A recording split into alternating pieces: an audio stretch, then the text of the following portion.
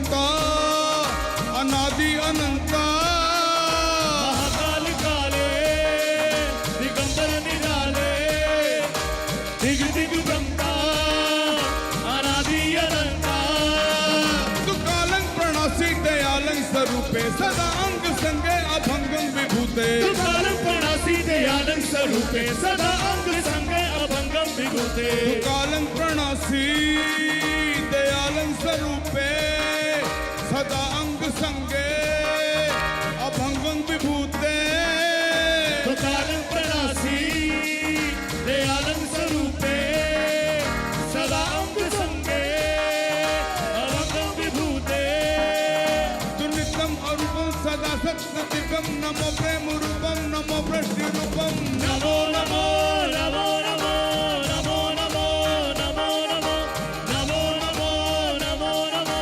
नमो नमो नमो नमो नमो हर हर हर हरे हर हर हर हरे हर हर हर हरे हर हर हर हरे हर हर हर हरे हर हर हर हरे हर हर हर हरे हर हर हर हरे तू निरंकार तू एकंकार तू निरंकार तू एकंकार तू ही निरंकार तू ही एकंकार तू ही निरंकार तू ही एकंकार नमो नमो नमो नमो नमो नमो नमो नमो नमो नमो नमो नमो नमो नमो नमो नमो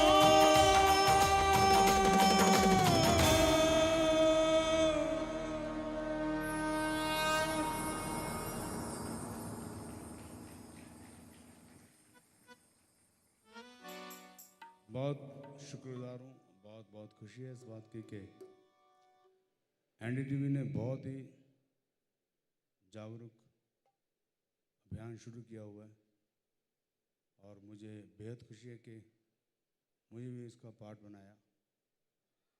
मुझे बताते हुए बड़ी खुशी होती है कि रब ने मुझे बहुत नाम दिया और हमने पूरे वर्ल्ड में पंजाबी को बोलो तारा को इतना ऊपर लेके गए।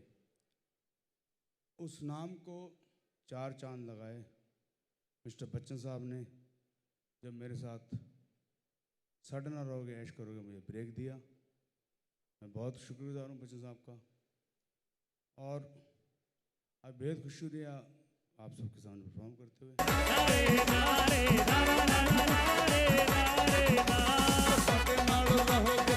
ऐश करोगे जिंदगी के सारे मजे ऐश करोगे साथे नाल रहोगे ऐश करोगे जिंदगी के सारे मजे ऐश करोगे साथे नाल साथे नाल साथे नाल साथे नाल ना ना ना ना रे ना रे ना ना ना ना रे ना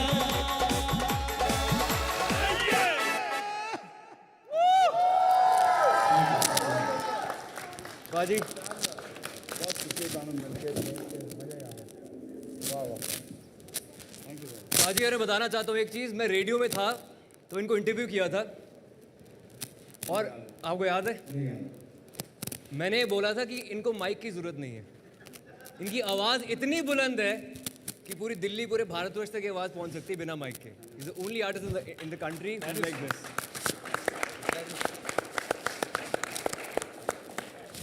thank you so much for going बाजी। बहुत बहुत खुशी और आयुष्मान जी की बहुत काबिल तारीफ की बात है कि इतनी ऊंचाई पे पहुंचे हैं। लेकिन कोई याद है जब मैं पहली बार इनके यहाँ गया और मेरा इंटरव्यू लिया था उन्होंने, और मुझे बहुत खुशी है कि आपको याद है। रब बहुत तरक्कियाँ दे। Thank you so much.